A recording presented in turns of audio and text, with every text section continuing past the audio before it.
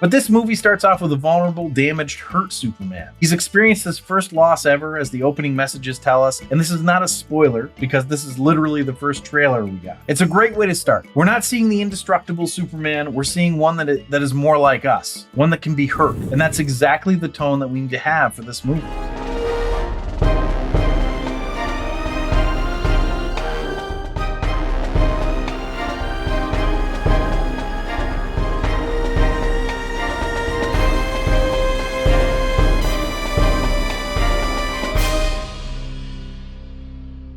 Welcome back to The Rank. I'm John, and today we're going to be ranking Superman, starring David Corenswet as Superman, adapted from the comics created by Jerry Siegel and Joe Shuster, and written and directed by James Gunn. Now, if you're enjoying these rankings, or you just like the idea of getting a review of an action movie based on it being an action movie, please consider subscribing and/or following, liking, and reviewing. Please put any of your questions, comments, or suggestions into the comments, or email the show at info@therankpodcast.com. And if you super duper like it, consider becoming a patron on our Patreon site at patreon.com/therankpodcast. So let's find out how the first entry into the brand new DCU fared, starting with the potent notables. Potent notables. So as always, we start the potent notables with the movie's financials. It came out this past weekend, so for its first weekend, it garnered $125 million domestically and $95 million internationally for a worldwide total of $220 million. This is against a budget of $225 million, so it almost hit the budget in the first weekend. With such a strong opening weekend domestically and good word of mouth, this will have no problem crossing the profit line. So the question is, will it cross that $1 billion mark? It's tough to say, because historically Superman doesn't do that well internationally, so it's really going to depend on how good of a hold Superman has over its second weekend. So if it drops like 60%, not a chance. If it drops under 50%, we're definitely hitting $1 billion, so I'll be looking for that. Now, our first non-box office potent notable, Will Reeve has a cameo in this movie. He plays a TV reporter, which is what he actually does in real life. Now, for those of you who don't know, Will Reeve is Christopher Reeve's youngest child. Will was just 3 years old when his dad had that tragic accident that paralyzed him. So from Will Reeve to Nathan Fillion, who plays Green Lantern in the movie, at least the Guy Gardner version of him, Nathan insisted that he sport the same bowl cut as Guy has in the comics. Nathan being in it was great, and I also love that he wore one of the Green Lantern rings to the premiere. If you're like on the fence about seeing Superman and you like Nathan Fillion, seeing him in a blonde bowl cut, that's worth it. Now, the internet has been noticing that practically all James Gunn movies have been largely about parents, and to support that, James Gunn tweeted that the death of his father was an influence on this screenplay. The film's release date was actually his father's birthday as well. David Corenswet and Rachel Brosnahan were cast together as Clark Kent / Superman and Lois Lane. They were cast based on their auditions separately, but they were also cast based on their on-screen chemistry. So basically, they tested the actors separately, and then they also tested them in pairs to figure out who had the best chemistry. Or as James Gunn put it, quote, "We mixed and matched these different actors and actresses to find out not only who was the best Clark and who was the best Lois, but who was the best Clois." Okay, James. I do think that David was the best Clark, Rachel was the best Lois, but they also had the most chemistry together, end quote. So James Gunn also discussed how Krypto's inclusion was inspired by his own dog, Ozu, who he adopted around the time he began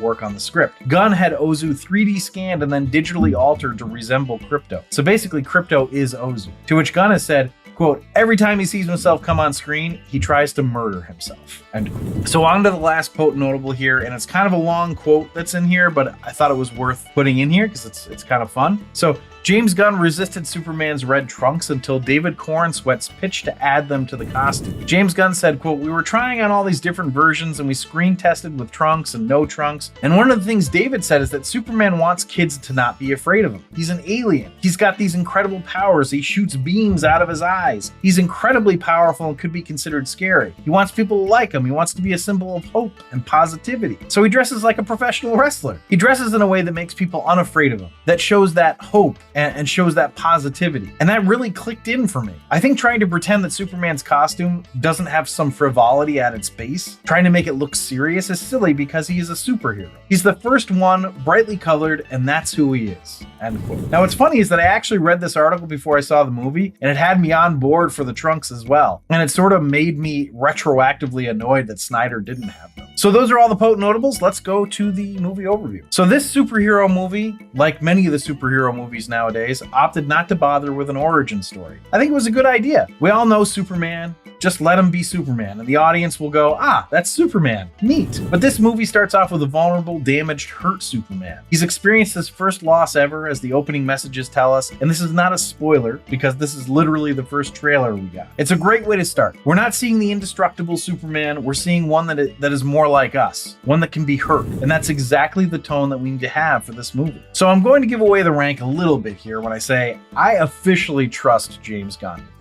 I loved the Guardians movies. I wasn't on the bandwagon as much with Suicide Squad, but it was still fun. So I had some reservations going into this. Superman has never been my favorite superhero. I didn't dislike him, I just always liked the X-Men more. And the Tim Burton Batman movies came out when I was a kid, so that meant I liked Batman more as well. Anyway, Gunn crushed it. Gunn shot a bullseye, if you will. Corny joke and pun. And I'm now on board for this new DCU. I hope it holds up. Will this movie be for the DCU what the first Iron Man was for the MCU? Well, let's not get ahead of ourselves. I think it has a good opportunity to be just that, actually. So James Gunn didn't just make a Superman movie. He made a movie with heart and subtext and subtlety. He made three-dimensional characters. He gave them purpose and meaning. He made poignant points, like maybe being kind to everyone is the real punk rock. Some people say that there's some allusions to the Israel-Palestine conflict. I won't necessarily opine on that, but I can see why people would think that. But really, what it boils down to is a battle between Lex Luthor and Superman. There are definitely some allusions being made with the methods that Lex uses on Superman. I feel like if someone were to watch this before social media, they'd be like, come on, give me a break. People wouldn't buy this. But then the people who live in this time, us, go, yep, this makes total sense, because social media is the devil, as I post this on social media. The action scenes are all well done. The fighting is epic. The CGI is excellent and plentiful, but not in a quantum mania way. We get introduced to some characters that are really fun. Actually, most everybody they put on screen has a charm to them, including the dog. You can tell that James is playing pretty fast and loose with farce sometimes. Like he's teetering on the edge, but he never actually goes over. Sort of like Thor Ragnarok, or in the opposite direction, Thor Love and Thunder. Where the movie truly works is how invested it gets you into the characters. There's an economy in storytelling present. They don't need to give a ton of exposition. They don't tell you, they show you. Unless they really need to tell you. But if they do, there's a character there that needs to be told as well, and it's believable that they'd be there. Also, just as an aside, Lois Lane's license plate said Delaware. So is Metropolis in Delaware? Again, Superman, not my favorite superhero. I didn't read the comics or anything, so maybe that's a dumb question. But I don't know. I just assumed it was supposed to be New York. But so is Gotham, right? So that doesn't really make any sense. Sorry for the digression. Probably my favorite part is the love letter this movie sends to adoptive parents. It's really quite beautiful and made my spouse and I tear up in the theater. You know, the thing you'd expect to do when watching a Superman. Well, you might have an idea of how this movie is going to do at this point, but will it have enough steam to overtake Star Wars, which is currently at the top of the list? Will it make it into the top tier, absolute masterpiece? Let's find out. Let's go to the rank. A rank. So the rank is where I rank the movie based on 10 categories: story, acting, originality, action sequences, film coherence, hero appeal, villain appeal / hatred, supporting characters appeal, the final showdown, and my rank. I rank it on a scale of 1 to 5, 1 being the worst, 5 being the best. The first category is story, and I gave story a 4.25. So the story is Superman saves the world, right? I mean, done well, that's a good enough story for an action movie, but this one also does real world illusions, and at the heart, it's a story about nurture versus nature and the impact that nurture can have.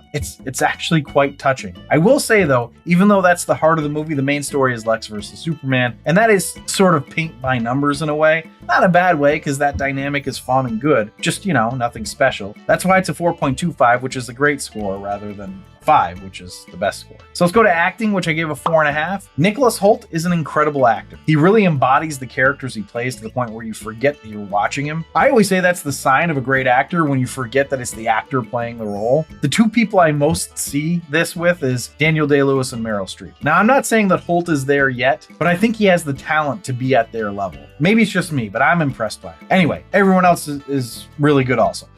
So let's go to originality, which I gave a 2.75. Points for real world illusions and using the modern world's problems effectively. However, it's still Superman and Lex Luthor.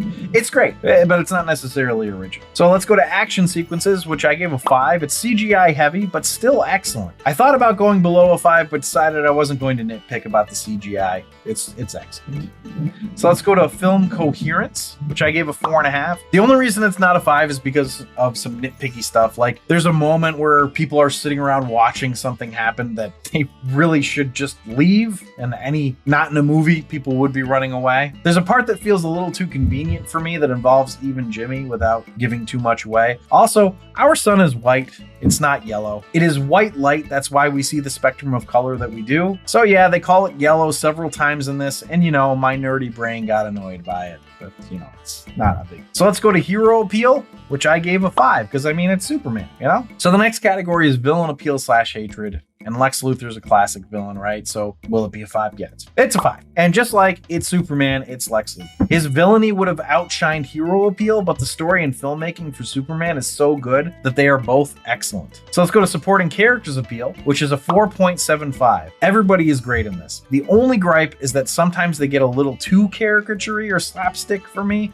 but that's only enough to knock it down by 0.25, so certainly not bad. So now we go to the final showdown, which I gave a 5. I take the final showdown as everything from the final fight that Superman has to his final scene with Lex, and I'm trying not to give anything away. It's all masterfully done. So now we go to the final category, which is my rank, and I gave it a 5. So I went into this movie with high expectations and it exceeded them. There's not much more you can say for a movie than that. I'm going to steal from the text Zach sent me on opening night, and I realize that some of you out there don't maybe remember Zach at this point. I would think you do. It hasn't been that long, but he used to host the show. Anyway, Zach texted me at 11:50 p.m. Friday night of opening night, and what he said is, if I could go back in and watch it again right now, I would. Not much more you can say than that, right? So that puts the total for Superman at 45.75, which puts it in the tier absolute masterpiece. So thanks for listening and or watching. If you'd like to see a list of our action movie rankings, you can do that on our website at therankpodcast.com. Remember to subscribe, review, and comment. And please consider supporting us on our Patreon site at patreon.com/therankpodcast, where you get access to all of the archived episodes. Ma salama.